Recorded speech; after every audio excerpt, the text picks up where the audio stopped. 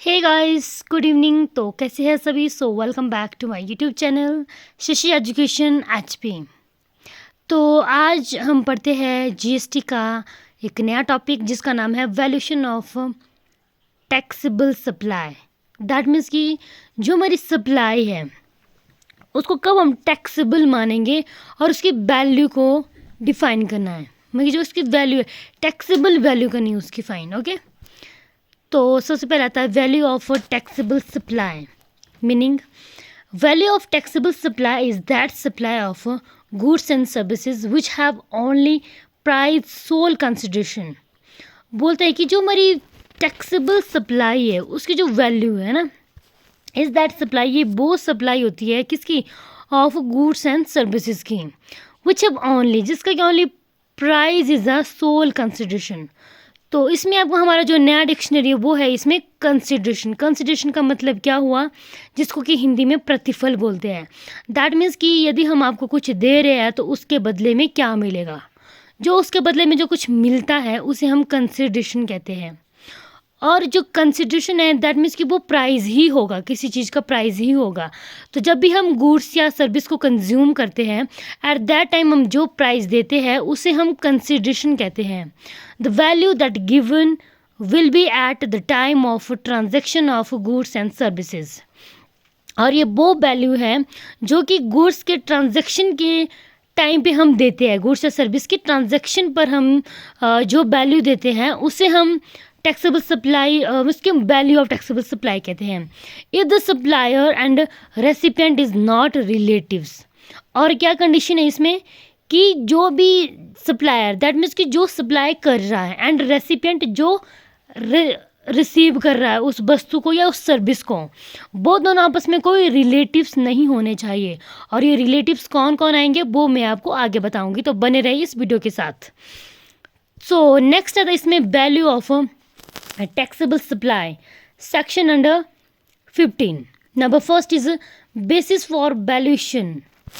तो सबसे पहले क्या है इसमें basis of valuation. That means कि ये एक ऐसी चीज़ है, एक ऐसा है जिसमें कि हम जो भी हमारा गुड्स हो या सर्विसेज हो उसकी वैल्यूएशन पे डिपेंड करता है। ये जो हमारा लेन देन होता है एट दैट टाइम पे हमारा जो ट्रांजैक्शन वैल्यू है वो इसमें उसके वो जो वैल्यू होगी उसका हमें पता चलेगा कि ये टैक्सेबल सप्लाई है।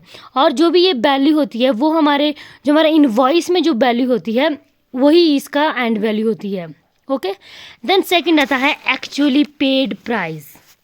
ये वो वाला प्राइस आता है जो कि एक्चुअल में पे किया हो या फिर इन फ्यूचर में पे करना होता है। ओके, फिर थर्ड आता है condition for acceptance of transaction value.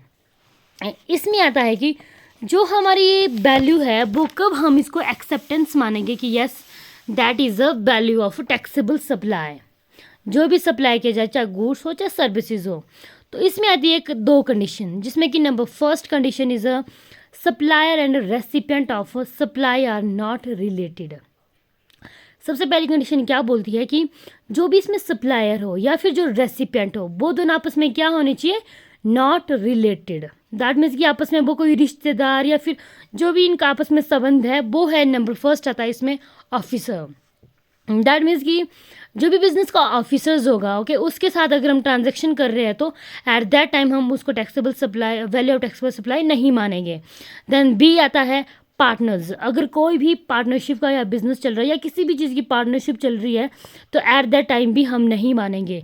सी आता है एम्प्लॉय एंड एम्प्लॉयर। जब बिजनेस के एम्प्लॉयर या एम्प्लॉय आपस में ट्रांजैक्शन करते हैं तो एट दैट टाइम भी हम सप्लाई नहीं मानेंगे टैक्सेबल सप्लाई। सी आता है ऑनर। दैट मीन्स कि जो भी बिजनेस का ऑनर होता है, यदि बिजनेस का कोई भी एम्प्लॉय हो चाहे फिर बिजनेस का कोई मैनेजर्स हो, वो ऑनर्स के साथ कोई भी ट्रांजेक्शन करते तो एट दैट टाइम हम इसको नहीं मानेंगे। डी आता है controlled by a third party. जब कोई भी बिजनेस किसी थर्ड पार्टी के अंडर कंट्रोल किया जा रहा है तो एट दैट टाइम भी हम नहीं मानेंगे। देन ई आता है member of the same family. अगर कोई एक ही फैमिली है उसके अंडर उसके बीच में कोई भी फैमिली मेम्बर्स आपस में कोई भी चीज़ का ट्रांजैक्शन कर रहे हैं ओके तो फिर हम नहीं मानेंगे। देन आता अदर कोई भी चीज़ हो ओके।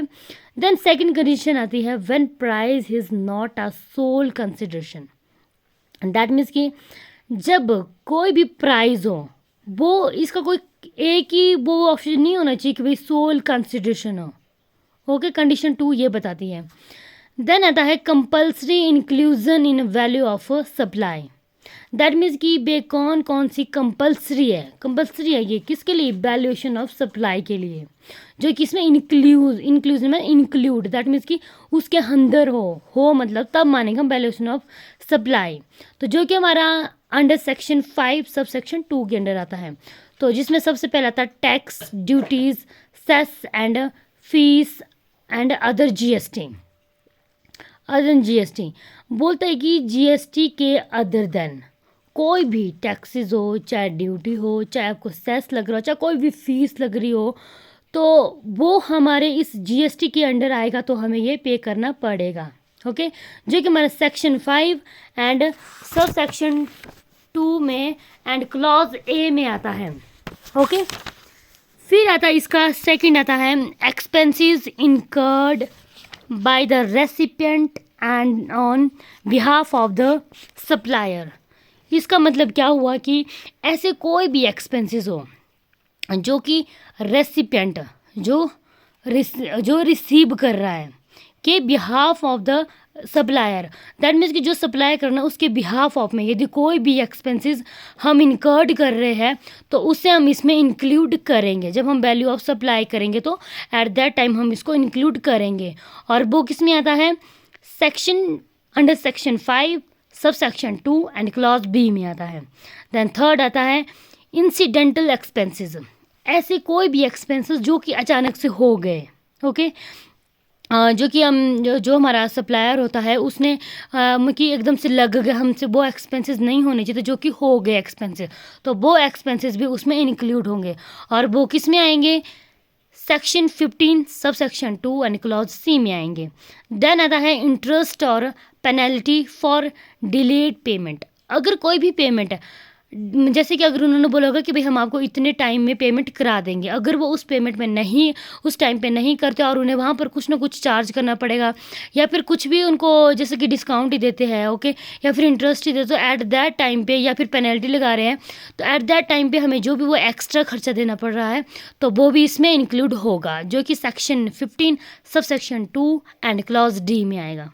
देन आता है सब्सिडीज़ जो कि थोड़ी सी हेल्प, जिसको कि हम एक हेल्प भी मानते हैं। ओके, वो आती है हमारी section 15 sub section 2 and clause ई में आता है।